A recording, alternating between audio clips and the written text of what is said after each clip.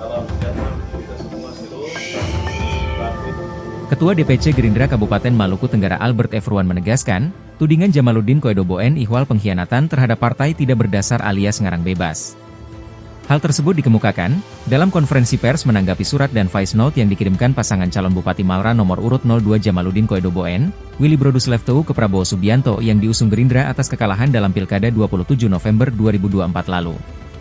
Menurutnya, dalam 10 butir laporan yang dilayangkan ke Ketum Gerindra tidak satupun disertai bukti yang valid.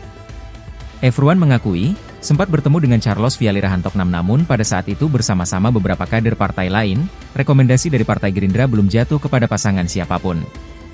Nah, lanjutnya ketika rekomendasi Gerindra B1 KWK turun ke paslon Damai Kita sebagai kader lantas mengamankan perintah partai.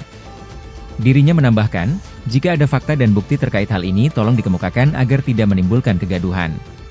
Yang ada di Jakarta.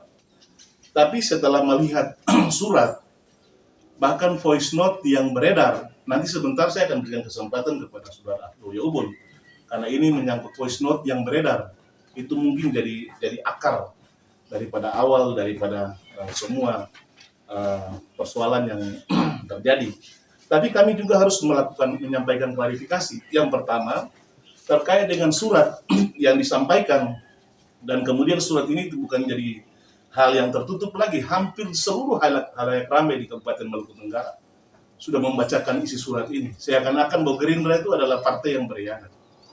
Perlu kami harus menjelaskan juga bahwa Gerindra dalam perhelatan politik Maluku Tenggara tidak pernah kalah. Tidak pernah kalah. Karena kita 2 kali memberikan rekomendasi Partai Gerindra kepada pasangan Bupati waktu itu, Pak Andre bersama Yuni Serang. 2 kali memberikan rekomendasi dan kita menang. Dan setelah itu masa kontestasi 2 periode selesai, Gerindra juga berikan rekomendasi kepada Hadi Tahir Hanubun. Dan kita menang. Dan per hari ini ketika Gerindra memberikan rekomendasi kepada Saudara Jamaluddin Koedoboen bersama dengan Willy Brodus Leftewu yang adalah kader Partai Gerindra, kalau kekalahan itu terjadi patut kita pertanyakan.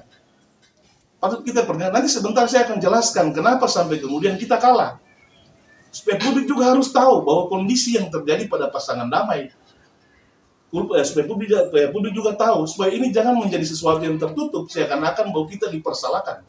Partai Gerindra karena tidak memberikan dukungan, lalu kemudian dia kesannya menyampaikan dalam isi surat bahwa Partai Gerindra keluar daripada dukungan pasangan Damai atas perintah Ketua DPC, yaitu saya sendiri. Salam sejahtera untuk kita semua. Shalom. Download Tribun X sekarang, menghadirkan lokal menjadi Indonesia.